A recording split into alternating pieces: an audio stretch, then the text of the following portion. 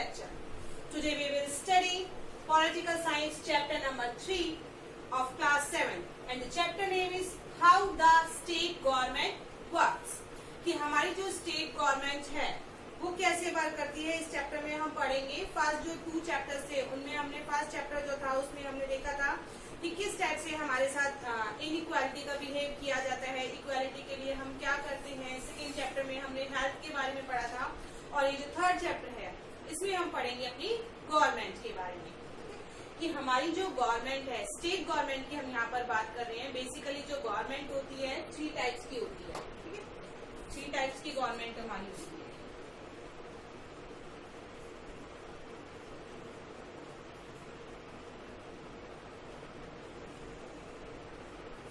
Number 1 होती है हमारी डेमोक्रेसी. इसको हम मेजरली कैटेगराइज करें तो इसमें democratic and non democratic government भी आ सकती है. फर्स्ट 2 पार्ट्स में हम इसको डिवाइड कर लेते हैं, डेमोक्रेटिक गवर्नमेंट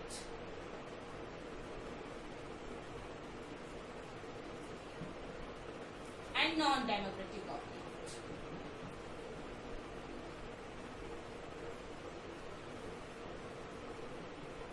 अब डेमोक्रेटिक गवर्नमेंट में हमारी आती है democracy,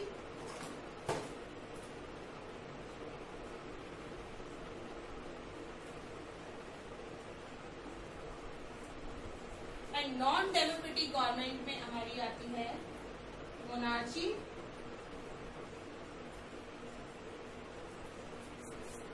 dictatorship,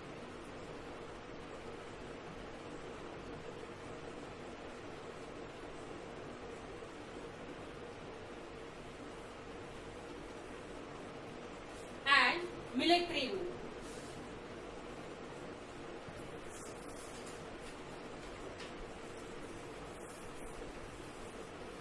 Before start the topic, first we discuss these types of government. Democratic government जो हमारी होती है उसमें जो रूल होता है, जो रिप्रेजेंटेटिव्स होते हैं, जो गवर्नमेंट हमारी बनती है वो सब जो कंट्री के सिटीजन्स होते हैं उनके थ्रू बनते हैं.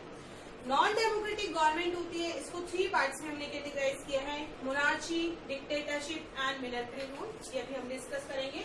पहले हम डेमोक्रेसी के बारे में डिस्कस करते हैं. What is democracy?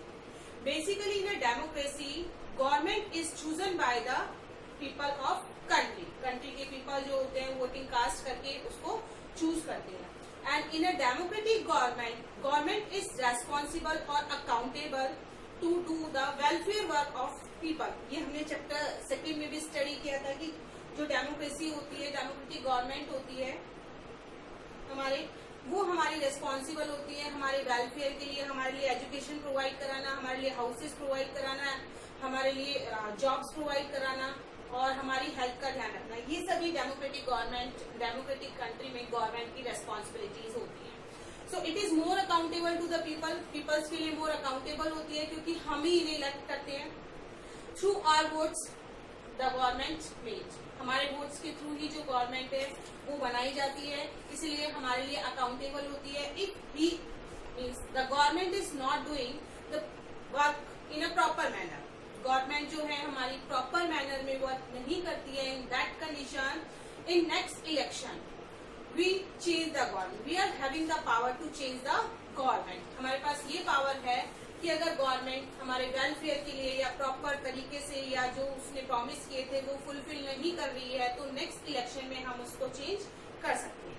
इसका एक एग्जांपल हम अपने राजस्थान में देख सकते हैं कि अगर हम बीजेपी की गवर्नमेंट से सेटिस्फाई नहीं होते तो नेक्स्ट 5 ईयर का टर्म होता है इनका, तो 5 ईयर के बाद जब दोबारा इलेक्शन होते हैं तो उसमें हम नेक्स्ट अशोक गहलोत मीन्स कांग्रेस को चूज करते हैं. फिर हमें लगता है कांग्रेस भी कुछ काम नहीं कर रही है यहाँ पर, then again we choose the BJP. ठीक है, तो इस तरह से हमें लगता है कि गवर्नमेंट हमारे अकॉर्डिंग वर्क नहीं कर रही है या हमारे वेलफेयर के लिए कुछ ज्यादा नहीं कर रही है तो हम उसे चेंज कर सकते हैं. ये हमारे जो स्कोप होता है ये डेमोक्रेटिक कंट्रीज में ही होता है. रेस्ट जो हमारी नॉन डेमोक्रेटिक टाइप की गवर्नमेंट है इसमें इस तरह का स्कोप नहीं होता है कि हमने गवर्नमेंट को चुन लिया है वो हमारे वेलफेयर के लिए ही वर्क करे, नहीं करती है तो हम उसे चेंज कर सकते हैं. इस टाइप का कोई स्कोप नहीं होता है, इनका ही रूल चलता है. ये जैसे करेंगी इनकी मर्जी. Right, what is the mean of monarchy? Monarchy government में बेसिकली किंग और क्वीन जो होते हैं वो रूल करते हैं, उन्हीं के ऑर्डर्स फॉलो किए जाते हैं. वो अपनी अपने अकॉर्डिंग जो उन्हें अच्छा लगता है, कन्वीनियंट लगता है, उस अकॉर्डिंग रूल्स बनाते हैं और हमें वो ही फॉलो करने पड़ते हैं। नेक्स्ट आता है डिक्टेटरशिप। डिक्टेटरशिप में होता है बेसिकली किसी एक पीपल के हाथ में या ग्रुप ऑफ पीपल के हाथ में पावर होती है और वो भी अपने वेलफेयर के लिए ज्यादा वर्क करता है और एक तरह से इसे तानाशाह हम कह सकते हैं कि किसी की नहीं सुनना और अपने मन की ही करना। एडोल्फ हिटलर का नेम आपने सुना होगा, वो इसी टाइप का लीडर था। नेक्स्ट आता है military rule.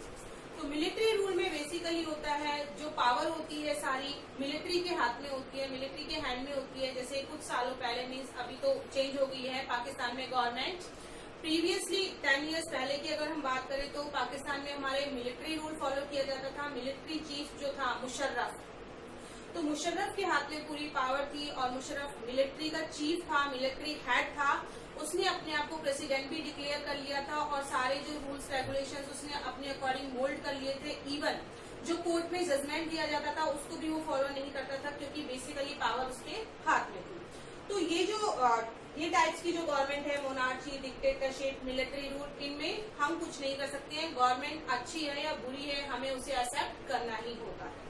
So this is the basic concept of government की गवर्नमेंट कितने टाइप की होती है, किस किस टाइप से वो वर्क करती है। और हमारे जो इंडिया है, अराउंड वर्ल्ड में 204 कंट्रीज हैं, तो उनमें से जो 100 कंट्रीज हैं बेसिकली उनमें डेमोक्रेटिक टाइप की गवर्नमेंट है और हमारे इंडिया में भी डेमोक्रेटिक गवर्नमेंट। तो गवर्नमेंट हमारे पूरी कंट्री की बात हो रही है किस टाइप की है, उसी अकॉर्डिंग हमारे स्टेट की हम बात करेंगे इस चैप्टर में। So let's we start our chapter.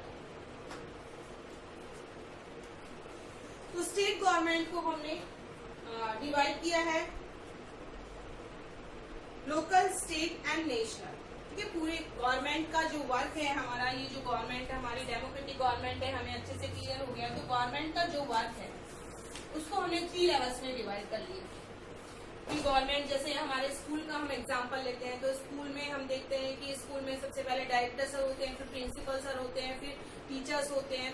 तो उसी टाइप से क्योंकि एक पीपल प्रॉपरली वर्क को हैंडल नहीं कर पाता है तो वो अपनी जो पावर्स है छोटे छोटे ग्रुप्स में डिस्ट्रीब्यूट कर देता है जिससे वो प्रॉपरली उसको वॉच कर सके या सुपरवाइज कर सके और बेटर रिजल्ट हमें मिल सके, मीन्स अच्छे से देख सके। आप देखते हैं कि टीचर्स क्लास को मैनेज करते हैं, आपका वर्क वगैरह मैनेज करते हैं, फिर वो प्रिंसिपल सर को रिपोर्ट करते हैं कि क्या प्रोग्रेस चल रही है, क्या प्रॉब्लम चल रही है, फिर प्रिंसिपल सर डायरेक्टर सर को रिपोर्ट करते हैं। तो इस तरह से एक चेन बनी हुई है। इसी टाइप से हमारी गवर्नमेंट भी जो है अकेले सब कुछ हैंडल नहीं कर सकती है, इसीलिए गवर्नमेंट ने भी अपने वर्क को 3 लेवल्स पे डिवाइड कर दिया है। सबसे पहले हो गया हमारा national level,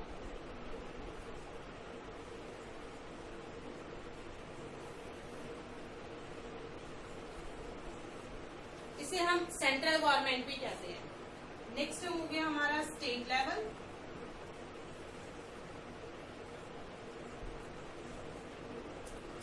and next one is local level.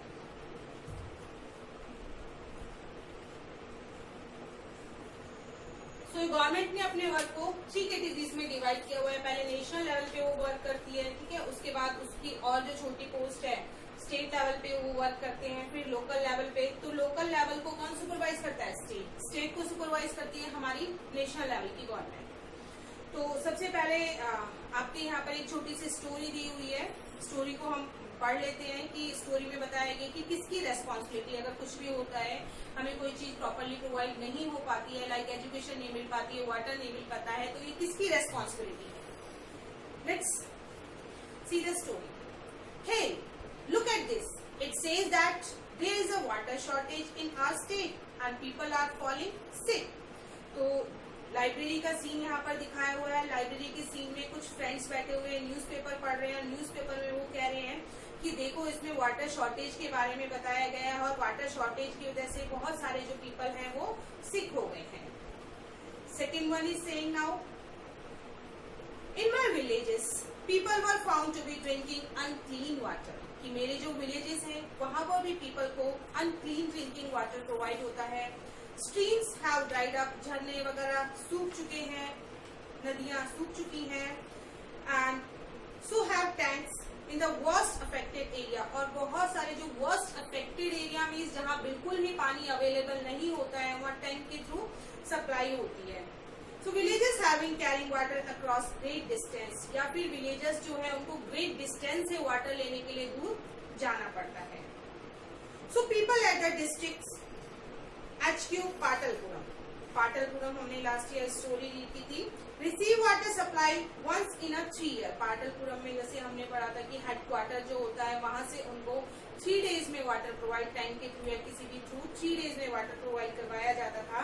और जो डिस्ट्रिक्ट हॉस्पिटल है और 3 डेज में वाटर प्रोवाइड कराने की वजह से लैकिंग ऑफ वाटर उनकी बॉडी में हो गया था। उसके अलावा गंदा पानी भी वो यूज कर लेते थे, तो बहुत सारे डिजीजेस उनको हो गए थे। इसी वजह से वहां का जो डिस्ट्रिक्ट हॉस्पिटल था, it seen overflow of patient भी उसमें इतने ज्यादा इंक्रीज हो चुके थे, जिसमें बच्चे भी थे, और ये सब हुआ था अनप्योर वाटर की वजह से। बेसिकली डायरिया डिजीज हो गया था उनको। So on the TV news they said 10 people have died from diarrhoea. दूसरी फ्रेंड कहती है मैंने टीवी न्यूज में भी देखा था कि 10 पीपल्स जो हैं वो डायरिया से मर चुके हैं। Is that possible? Can one really die from it? वो पूछती है क्या ये पॉसिबल है कि मीन्स अगर हमें पानी प्रोवाइड नहीं होता है या अनप्योर वाटर हम पीते हैं तो क्या उसकी वजह से हम डेथ भी हो सकती है हमारी? Why knows? Who knows? कहते हैं कौन जाने। Just hope I don't get it. ऐसा भगवान करे ना। So my mother said not to have any ice drink from the market. She gave one of his lecture his morning. You have to be responsible for your health, Shireen. तो उसकी एक friend कहती है, वो cycle का scene उस पर दिखा रहे हैं कि एक फ्रेंड उसे कहती है मेरी मदर ने सुबह ही मुझे मॉर्निंग में ही लेक्चर दिया था कि मार्केट से जो है कुछ भी वाटर या कोई भी आइस ड्रिंकेबल चीज आपको नहीं लेनी है। फिर दोनों फ्रेंड्स हंसने लग जाते हैं। सामने एक पुलिस कांस्टेबल होता है जो उनको रोकता है, stop this road is block. वो उन्हें बताती है कि रोड जो है ब्लॉक कर दिया गया है। They have garages of MLA residence, क्योंकि MLA रेजिडेंस के पास आता है। Really why has he done something? तो वो कहते हैं MLA रोड के पास, क्या MLA कुछ करता है? तो कांस्टेबल जो है वो भी हंसने लग जाती है और कहती है they seem more angry about what he has done. तो वो भी उसका मजाक उड़ाते हुए कहती है कि शायद कुछ करता हो। And we demand that the authorities take immediate action to bring the public health situation under control. और MLA must take the responsibility for this. Voting के टाइम पे वो डिमांड करते हैं कि उन्हीं को वोट दिया जाए, उनकी जो गवर्नमेंट है वो एक्शन लेगी कि पानी सभी को प्रोवाइड कराया जाए, उनके MLAs जो हैं वो हमारे वेलफेयर के लिए वर्क करें। So what a loud voice he has, he must be a leader और समथिंग। तो बहुत ही ऊंची आवाज में स्पीकर्स वगैरह लगे होते हैं, माइक लगे होते हैं। तो वहां पर उन्होंने एक मीटिंग बुलाई हुई होती है। उस मीटिंग में वो तरह तरह के प्रॉमिस करते हैं। जैसे आप देखते हैं कि इलेक्शन टाइम जब आता है तो इलेक्शन टाइम में आपके घर बहुत सारे पीपल्स जो हैं वो जो कैंडिडेट्स होते हैं, रिप्रेजेंटेटिव होते हैं, बेसिकली वो वोट मांगने के लिए आते हैं और आपसे रिक्वेस्ट करते हैं कि आप उन्हीं को वोट दें। और साथ में बहुत सारे प्रॉमिस वो करके जाते हैं कि अगर आप उनको वोट देंगे तो वो आपके एरिया में इस टाइप के डेवलपमेंट करवाएंगे। तो दूसरी फ्रेंड कहती है चुप। वो पहली फ्रेंड जो कहती है बहुत ही लाउड वॉइस है, ये लीडर है या कोई और है कि क्या कह रहा है इतना चिल्ला चिल्ला के। तो दूसरी फ्रेंड उसे चुप रहने के लिए कहती है और कहती है कि अपोजिशन का लीडर है ये। अपोजिशन पार्टी कौन सी होती है? अपोजिशन पार्टी बेसिकली होती है कि जो पार्टी हमारी रूलिंग होती है, लाइक हम अगर राजस्थान की बात करें तो राजस्थान में अभी हमारी रूलिंग पार्टी है कांग्रेस। 200 सीट्स हमारे राजस्थान में जो MLAs हैं उनकी 200 सीट्स थी। तो 200 सीट में से मेजोरिटी पार्टी या रूलिंग पार्टी कौन बनती है? जो 50% से ज्यादा, मीन्स 200 में से जिसके पास 51 सीट्स हैं वो हमारी रूलिंग पार्टी बन जाती है। सॉरी 101, ठीक है, वो हमारी रूलिंग पार्टी होती है। तो बेसिकली जो कांग्रेस गवर्नमेंट है उसे 101 से ज्यादा सीट मिली। ज्यादा सीट कैसे? जो 200 एरियाज बनाए हुए कंस्टिट्यूएंसी से डिवाइड किया हुआ है, वहां से उन्होंने अपने अपने जो कैंडिडेट थे वो इलेक्शन के लिए उनको टिकट प्रोवाइड कराया था। और ज्यादा मेंबर जो है कांग्रेस के विनर हुए, इसीलिए उनके मेंबर ज्यादा हो गए तो उनकी मेजोरिटी हो गई, उनकी गवर्नमेंट बन गई। तो उनकी गवर्नमेंट अब हमारे राजस्थान में है और जो बीजेपी है वो अपोजिशन पार्टी है। जब बीजेपी की गवर्नमेंट बनेगी तो जो कांग्रेस है वो अपोजिशन पार्टी हो जाएगी। तो उसकी फ्रेंड उसे कहती है चुप रहो, ये अपोजिशन पार्टी का लीडर है जो कह रहा है कि जो गवर्नमेंट है वो कुछ नहीं कर रही है, जब हमारी गवर्नमेंट आएगी तो हम बहुत कुछ आपके लिए कर सकते हैं। ठीक है, सो अब क्वेश्चन आता है हु आर एमएलएस, एमएलएस कौन होते हैं। सो अबाउट जो सेक्शन है, ये जो हमने स्टोरी रीड की इसके थ्रू, लास्ट ईयर भी हमने पाटलपुरम की जो प्रॉब्लम्स थी विलेज में, पाटलपुरम विलेज में जो प्रॉब्लम आई थी वाटर सिक्योरिटी को लेकर के, किसी ने कोई सजेशंस दिए थे, किसी ने कहा था कि हैंडपंप खुदवा लो, किसी ने कहा था और जो वेल्स है उनको ज्यादा अंडरग्राउंड डिग करवा लो। तो इस टाइप के सजेशंस आए थे। इन सब प्रॉब्लम से हम फैमिलियर हैं। So you may familiar with some, उसके अलावा कुछ नेम से आप फैमिलियर होंगे, जैसे collector, medical officer. So but have you heard of MLA, लेकिन एमएलए नेम हम बहुत कम सुनते हैं। बेसिकली लेजिस्लेटिव असेंबली से ये बिलोंग करते हैं और members of legislative assembly, MLA की फुल फॉर्म होती है, एम मीन्स मेंबर,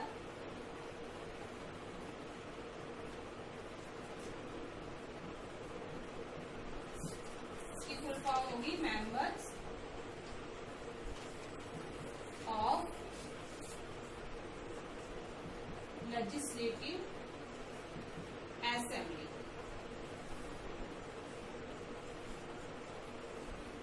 लेजिस्लेटिव कौन होती है? बेसिकली जो गवर्नमेंट हमारे लिए रूल्स वगैरह बनाती है, ठीक है, वो लेजिस्लेटिव होती है।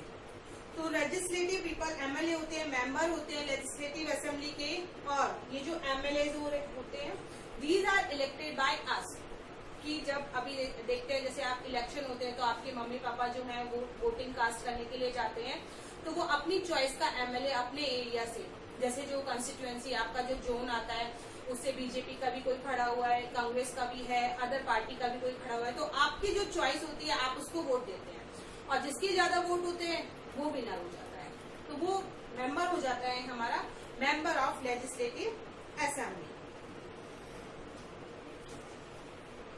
देन आता है हमारा कि गवर्नमेंट, ये जो लेजिस्लेटिव असेंबली के मेंबर होते हैं ये हमारे गवर्नमेंट कैसे ट्रीट करते हैं, ये मैंने बताया कि आपको जैसे अभी यहाँ पर राजस्थान में जो मेंबर्स हैं वो मेजोरिटी हमारी कांग्रेस की है, उसी टाइप से जो हमारे 28 स्टेट्स हैं, previously the states were 29 states थे हमारे, ठीक है, अब हमारे 28 स्टेट्स हैं, क्योंकि जम्मू कश्मीर जो हमारा स्टेट है उसको स्टेट कैटेगरी से हटा के यूनियन टेरिटरी में कन्वर्ट कर दिया गया। Now we are having 28 states, और 28 स्टेट्स में से जब इलेक्शन होके आते हैं तो उसमें देखा जाता है मेजोरिटी किसकी है। मेजोरिटी देखा जाता है कि जो सीट है हमारे राजस्थान में कितनी आई है, बिहार में कितनी आई है, वेस्ट बंगाल में कितनी है, हमारे उत्तर प्रदेश में कितनी है, तो जो मेजोरिटी होती है उसमें से उसी की गवर्नमेंट, उसी का प्राइम मिनिस्टर बेसिकली बनता है। So every state in India has a, हमारी जो एवरी स्टेट होती है उसमें लेजिस्लेटिव असेंबली का मेंबर होता है, और पूरी जो स्टेट होती है डिफरेंट पार्ट्स में, छोटे छोटे पार्ट्स में डिवाइड होती है, वो उसकी कंस्टिट्यूएंसी कहलाती है। Like for example look at the map below, it shows, आपकी बुक में एक मैप दिया हुआ है, उत्तराखंड का मैप है ये, ठीक है, उत्तराखंड का मैप में आपको छोटे छोटे नंबरिंग दिखाई गई है, नंबरिंग उसमें 1 to 52 इस तरह की नंबरिंग की हुई है। तो ये नंबरिंग जो है अलग अलग कॉन्स्टिट्यूएंसी को शो करती है कि कितनी कॉन्स्टिट्यूएंसी यहाँ पर है। जैसे मैंने बताया राजस्थान में 200 कॉन्स्टिट्यूएंसीज है, तो हिमाचल प्रदेश को 68 कॉन्स्टिट्यूएंसीज में डिवाइड किया गया है यहाँ पर, और जो हर एक कॉन्स्टिट्यूएंसी है वहां से एक एमएलए इलेक्ट होता है for each constituency. So the people elect one representative then becomes, और उस कंस्टिट्यूएंसी से जो मेंबर इलेक्ट हुआ, जैसे मैंने बताया कि आपकी जो कंस्टिट्यूएंसी, आपका जो जोन है, वहां से बहुत सारे पीपल, बहुत सारे जो रिप्रेजेंटेटिव हैं वो खड़े होते हैं, ठीक है, उनमें से सिर्फ हम एक ही मीन्स जिसके पास ज्यादा वोट होते हैं वही विनर होता है। तो इसी टाइप से हर एक कंस्टिट्यूएंसी से एक एमएलए सिलेक्ट करते हैं हम, और ये जो एमएलए है ये पॉलिटिकल पार्टी जिसकी मेजोरिटी होती है उसी की पॉलिटिकल पार्टी की गवर्नमेंट उस रीजन में, उस स्टेट में फॉर्म होती है। How do people who are MLA become minister, chief minister. अब बात आती है कि एमएलए बन गए, उसके बाद मिनिस्टर कैसे बनेंगे, वो एमएलए तो बन गए, how they became the minister. Ministry जैसे हम सुनते हैं कि ये हेल्थ मिनिस्टर है, रेलवे मिनिस्टर है, ठीक है, सैनिटेशन मिनिस्टर है, ये इस टाइप से हम सुनते हैं कि ये मिनिस्टर है। तो वो मिनिस्टर कैसे डिसाइड होते हैं? सबसे पहले ये इनकी मीटिंग होती है, जितने भी एमएलए होते हैं पॉलिटिकल पार्टी के, मेजोरिटी पार्टी होती है, उनकी गवर्नमेंट बन जाती है। उनकी गवर्नमेंट में जो गवर्नर होता है, गवर्नर इनवाइट करता है, पार्टी की मेजोरिटी से चीफ मिनिस्टर चुना जाता है। तो चीफ मिनिस्टर जब बन जाता है हमारा, ठीक है, चीफ मिनिस्टर बनने के बाद वो डिसाइड करता है गवर्नर की हेल्प से। गवर्नर कौन होता है? बेसिकली गवर्नर रिप्रेजेंटेटिव होता है हमारा गवर्नमेंट का। ये नॉमिनेटेड पर्सन होता है, इलेक्टेड पर्सन नहीं होता। मीन्स हम इसे नहीं चुनते हैं, जो प्रेसिडेंट होता है वो इसे नॉमिनेट करके हमारी स्टेट में अपॉइंट करता है कि हमारे साथ मिलके, हम उसके साथ मिलके डिसीजंस ले सके, बेटर वे में वर्क कर सके। तो चीफ मिनिस्टर और गवर्नर मिलके फिर डिसाइड करते हैं कि जो उनके चूजन मेंबर्स हैं उनमें से किस मेंबर को कौन सा डिपार्टमेंट दिया जाएगा। तो उस डिपार्टमेंट को उसको होल्ड करवाया जाता है, वो ऑफिस उसको दे दिया जाता है उस डिपार्टमेंट का, तो वो वहां का बन जाता है मिनिस्टर। और जो बाकी पीपल्स रह गए जिनको डिपार्टमेंट नहीं मिला है, तो वो हमारे एमएलए होते हैं। उसके अलावा जो मेजोरिटी पार्टी के अलावा, और जैसे मैंने आपको बताया कि 200 में से 100 सीट एज्यूम कीजिए कि कांग्रेस ने ली है, बाकी सीट बची है जो 99 वो किसी अदर पार्टीज ने ली है। तो वो जो मेंबर्स हैं, तो वो मेंबर्स भी हमारी गवर्नमेंट में, वो हमारी अभी उनकी रूलिंग पार्टी नहीं है, इसलिए वो मेंबर्स होंगे opposition party. Clear? So for example legislative assembly of the state Himachal Pradesh में 68 कॉन्स्टिट्यूएंसीज है, इसका एग्जाम्पल इन्होंने दिया है। तो कैंडिडेट्स जो है पॉलिटिकल पार्टीज के, उनको 68 में से कितने मेंबर्स चाहिए जीतने के लिए? लेट्स वी सी।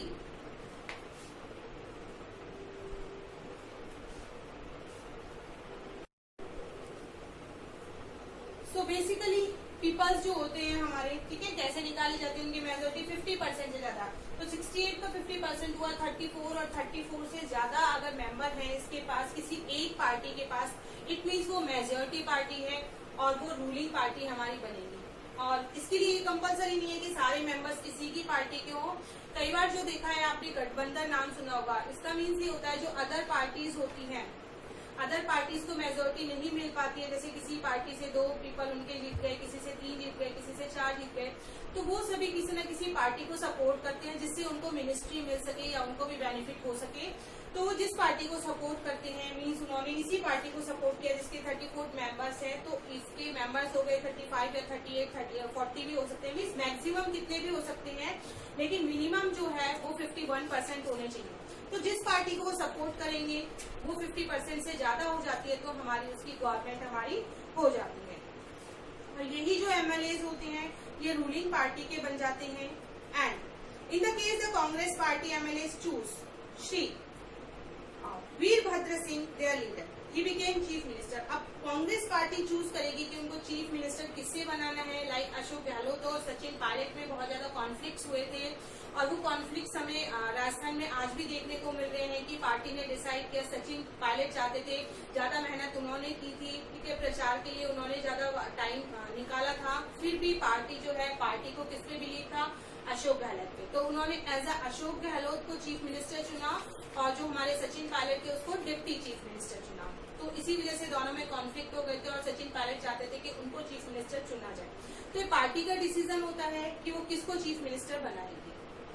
तो पार्टी चीफ मिनिस्टर डिसाइड कर लेती है, उसके बाद चीफ मिनिस्टर जो है मिनिस्ट्री प्रोवाइड करवाता है कि ये हेल्थ मिनिस्टर बनेगा ये पीपल। और कई बार जरूरी नहीं है एक पीपल के पास एक ही मिनिस्ट्री डिपार्टमेंट हो, वो 2 या 3 डिपार्टमेंट को एक साथ होल्ड भी कर सकता है। And the chief minister and other minister have responsibility. और अब ये चीफ मिनिस्टर और उसकी जो मिनिस्टर है उसकी रेस्पॉन्सिबिलिटी बन जाती है कि जैसे चीफ मिनिस्टर है और हमारा जो हेल्थ मिनिस्टर है, हमारे यहाँ पर जो डिजीज स्प्रेड हो रहा है, अब ये हेल्थ मिनिस्टर की रेस्पॉन्सिबिलिटी है कि किस तरह से यहाँ स्प्रेड होते हुए डिजीज को रोकना है, उन्हें क्या प्रिवेंशंस लेने हैं, उन्हें क्या रूल्स लगाने हैं, क्या हमसे फॉलो करवाना है। तो ये सारी रेस्पॉन्सिबिलिटी हमारे बनती है हेल्थ मिनिस्टर की, वो इस चीज के लिए अकाउंटेबल है। सो दे हैव सेपरेट, सभी के सेपरेट जो भी मिनिस्टर्स होते हैं सबकी अलग अलग डिफरेंट प्लेसेस पे सेपरेट ऑफिसेस होते हैं, और जो रूलिंग पार्टी के मेंबर्स नहीं होते हैं उनको हम कहते हैं अपोजिशन पार्टी के मेंबर्स।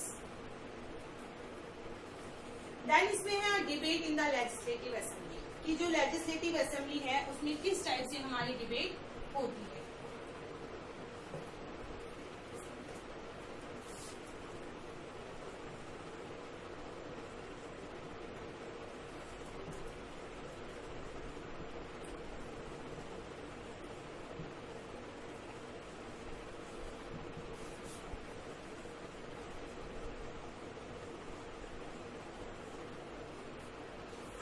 डिबेट प्रोसीड, इसमें आपके बुक में दिया हुआ है कि Afreen and Sujata and many other students from their school travel to the state capital. State capital कौन सी होती है? जो हमारी लाइक राजस्थान की हमारी स्टेट कैपिटल है जयपुर।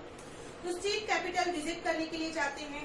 बेसिकली जो कैपिटल होती है वहीं से हमारा एडमिनिस्ट्रेशन वर्क होता है, जहाँ पर जो हमारे चीफ मिनिस्टर स्टेट कैपिटल में ही हमारा उनका रेजिडेंस होता है।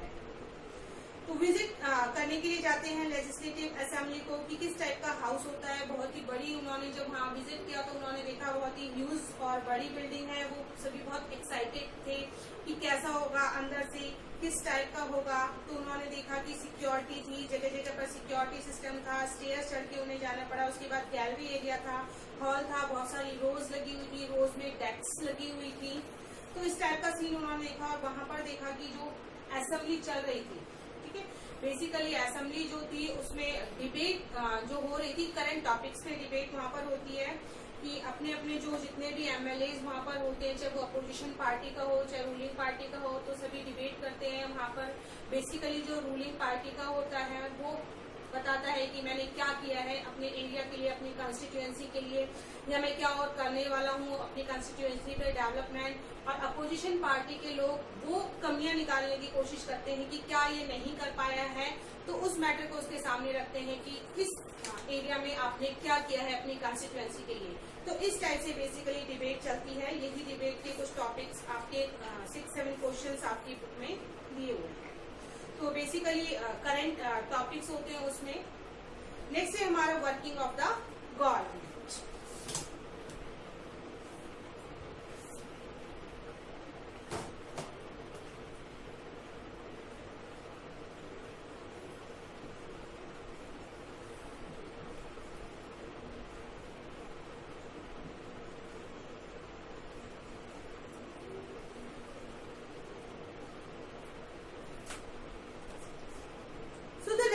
Assembly not the only place where opinions are expressed। कि सिर्फ लेजिस्लेटिव असेंबली में ही जो पीपल्स होते हैं, अपनी एमएलए होते हैं, वो अपनी ओपिनियंस एक्सप्रेस करते हैं। उसके अलावा जो एमएलए वगैरह होते हैं, ये सभी न्यूज़पेपर के थ्रू, टीवी चैनल्स के थ्रू, या रैलीज के थ्रू, या फिर किसी मीटिंग के थ्रू, ठीक है ना, रेगुलरली गवर्नमेंट से टॉक करते हैं और उन पे डिबेट करते रहते हैं। तो soon after the discussion in assembly के बाद ही जल्दी उन्होंने एक प्रेस कॉन्फ्रेंस ऑर्गेनाइज की। प्रेस कॉन्फ्रेंस होता है कि उसमें सारे रिपोर्टर्स जो है उनको बुलाया जाता है और उन्होंने जो डिसीजन लिया है वो सब उसमें बताए जाते हैं कि हमने डेवलपमेंट के लिए ये डिसीजन लिए हैं, जिससे वो रिपोर्टर जो है उनको न्यूज़पेपर तक पहुंचाए और न्यूज़पेपर के थ्रू सभी पीपल्स को उनके डिसीजन के बारे में पता चले कि क्या वो करने वाले हैं हमारे लिए। तो इस टाइप से उनका वर्क होता है। बेसिकली पहले वो डिसाइड करते हैं और उसके बाद देखा जाता है किस वर्क को ज्यादा प्रेफरेंस दी जाए। बजट डिसाइड किया जाता है इन मीटिंग्स में कि किस एरिया को कितना मनी मिलना चाहिए, कितना बजट मिलना चाहिए, जिससे वो उस एरिया का डेवलपमेंट कर सके। और जब ये सारी चीजें डिसाइड हो जाती है, प्रेस कॉन्फ्रेंस बुलाई जाती है, उसमें उन्होंने जो भी डेवलपमेंट्स के लिए जो भी पॉलिसीज बनाई है वो पॉलिसीज उनको बताई जाती है, जिसके थ्रू प्रेस वाले जो है हम तक उन पॉलिसीज को पहुंचाते हैं। Now the Chief Minister promises fund for work। एक चीज उन्होंने यहाँ पर जो बताई है, एक कॉलम दिया हुआ है आपके पेज नंबर 37 में। इस कॉलम में उन्होंने बताया है कि चीफ मिनिस्टर ने किस चीज के लिए फंड दिया है, वो उन्होंने अनाउंस किया है। So during the last few weeks there have been many deaths in some district of our state। There has been a strong reaction that the government has not taken this seriously। तो chief minister ने बताया कि last जो few weeks हैं हमारी district में बहुत ज्यादा डेथ रेट जो है बहुत बढ़ गई है और पीपल के जो गवर्नमेंट मीन्स जो पीपल्स हैं उनका स्ट्रॉन्ग रिएक्शन आ रहा है, अपोज कर रही है गवर्नमेंट की कि गवर्नमेंट कुछ नहीं कर रही है। तो हेल्थ मिनिस्टर ने एक्सप्लेन किया प्रेस कॉन्फ्रेंस में उसने ये चीज एक्सप्लेन की हमारे कि वो इसके लिए उसने कलेक्टर से बात की है, चीफ मेडिकल ऑफिसर से भी उसने बात की है। अर्जेंट मेजर्स जो भी नीडेड है, रिक्वायरमेंट है, वैक्सीनेशन की नीड है या जो मेडिसिन है, जो दवाइयां हैं उनकी स्प्रे की नीड है, स्प्रे करवाया जाए, किस टाइप के उन्होंने प्रिकॉशंस जो लिए वो इस आपके पैराग्राफ में बताए गए हैं। इसके अलावा बताया गया है सबसे बेसिकली जो रीजन होता है डिजीजेस का होता है, अनप्योर वाटर होता है, तो उन्होंने कोशिश की है ज्यादा से ज्यादा एरिया में वो क्लीन ड्रिंकिंग वाटर अवेलेबल करवा सके, जिसके थ्रू सभी को क्लीन ड्रिंकिंग वाटर मिले और बहुत सारे डिजीजेस से वो बच सके। इसके अलावा उन्होंने इसके अलावा जो हॉस्पिटल्स हैं उनमें बेड्स की क्वांटिटी बढ़ा दी है, जिससे अगर किसी पीपल को नीड होती है एडमिट होने की तो उसे तुरंत एडमिट किया जा सके और उसको जो भी रिक्वायरमेंट्स होती हैं वो उसे प्रोवाइड करवाई जा सके। तो इस टाइप के प्रोमिसेस वो करते हैं, डिबेट में, प्रेस कॉन्फ्रेंस में बताते हैं, जिसके थ्रू हम तक उनकी ये बातें पहुंचती हैं। This is the way of working of our legislative members. ये हमारे एमएलए का वर्किंग का मैनर है कि इस टाइप से हमारे वर्किंग मैनर्स होते हैं। लाइक जो हमारी फील्ड्स होती हैं, पब्लिक वर्क डिपार्टमेंट होता है, agriculture department, health department, education department, तो ये सभी अपनी फील्ड के लिए रेस्पॉन्सिबल होते हैं। अगर इनकी फील्ड में कुछ हो रहा है तो ये आंसरेबल होते हैं और आंसर करते हैं कि इन्होंने इस चीज से निपटने के लिए या इस चीज को कंट्रोल करने के लिए क्या मेजर डेवलपमेंट्स इन्होंने किए हैं। और ये तो हम जानते हैं कि ये जो डेमोक्रेसी होती है कि डेमोक्रेसी में जो पीपल हमारे द्वारा गवर्नमेंट जो है वो इलेक्ट की जाती है, इसीलिए रेस्पॉन्सिबल होते हैं कि हमारे वेलफेयर के लिए वर्क करें और हमें अगर कोई प्रॉब्लम है तो उसे सॉल्व आउट करने के लिए वो मेजर्स लें। So this is the last topic, a wall project. What is a wall project basically? Basically wall project जो है एक बहुत ही इंटरेस्टिंग एक्टिविटी है जो टीचर ने उन्हें करवाई है। सब चीज जब टीचर ने समझाई, विजिट करवाया उनको असेंबली का, किस टाइप से डिबेट होती है, किस टाइप से जो मीटिंग होती है ऑर्गेनाइज की जाती है, प्रेस कॉन्फ्रेंस ऑर्गेनाइज की जाती है। उसके बाद जो टीचर ने है ग्रुप में आपकी बुक में देखेंगे आप कुछ कोलाज दिए हुए हैं, कुछ पिक्चर्स दी हुई हैं, तो ये उसको शो कर रही है कि जो एक्टिविटी टीचर ने उनसे करवाई। टीचर ने अपनी क्लास को इंट्रोड्यूस किया, ब्रीफ डिस्कशन उनसे किया, उसके बाद उन्होंने सभी बच्चों को ग्रुप्स में डिवाइड कर दिया और ग्रुप्स में डिवाइड करने के बाद उनसे कहा कि चिल्ड्रन देन वर्क इंडिविजुअली। अगर कोई चाहे तो इंडिविजुअली भी वर्क कर सकता है, पेयर में भी वर्क कर सकता है और उनको मटेरियल्स कलेक्ट करने हैं कि क्या एक्सपीरियंस उन्होंने किए, क्या उन्होंने देखा, क्या उन्होंने ऑब्जर्व किया, इन सब से रिलेटेड उन्हें अपने एक्सपीरियंसेस को कलेक्ट करना था। चाहे वो कोलाज फॉर्म में करें, चाहे वो रिटर्न फॉर्म में करें, चाहे वो पोएम फॉर्म में लिखें, दैट डिपेंड्स ऑन दैट। बच्चों के ऊपर छोड़ दिया कि आप चाहे तो इंडिविजुअली कीजिए, मैंने आपके ग्रुप बना दिए हैं, आप ग्रुप में भी इस चीज को कर सकती हैं। तो ग्रुप्स को बहुत सारे मटेरियल भी लाइक शीट्स वगैरह भी स्कूल की साइड से प्रोवाइड की गई, उनमें वो ड्रॉ भी कर सकते थे, सीन्स को ड्रॉ भी कर सकते थे, कार्टून इमेजेस भी बना सकते थे, कुछ लिख भी सकते थे। तो इस टाइप का फीडबैक ये एक बहुत ही ऑथेंटिक और बहुत ही अच्छा वे है स्टूडेंट से फीडबैक लेने के लिए कि क्या उन्होंने ऑब्जर्व किया, क्या उन्होंने गेन किया, उसका आउटपुट टीचर को देखने को मिलेगा इस एक्टिविटी के थ्रू कि क्या आउटपुट निकला है, किस बच्चे ने कितना समझा है। इस एक्टिविटी के थ्रू टीचर इजीली समझ सकता है। तो आप भी बेसिकली इस टाइप की आपने इस चैप्टर से क्या समझा है, इस पे आप भी कोशिश कीजिए कि इस टाइप से आप उसको नोट डाउन करें कि क्या क्या पॉइंट्स आपको समझ में आए हैं, कैसे हमारी गवर्नमेंट चूज होती है, कितने टाइप की होती है, कितने लेवल्स पे वो वर्क करती है, एमएलए का क्या वर्क होता है, कैसे वो चूज किए जाते हैं। So in this chapter only this, I hope you understand this chapter. Thank you and have a nice day.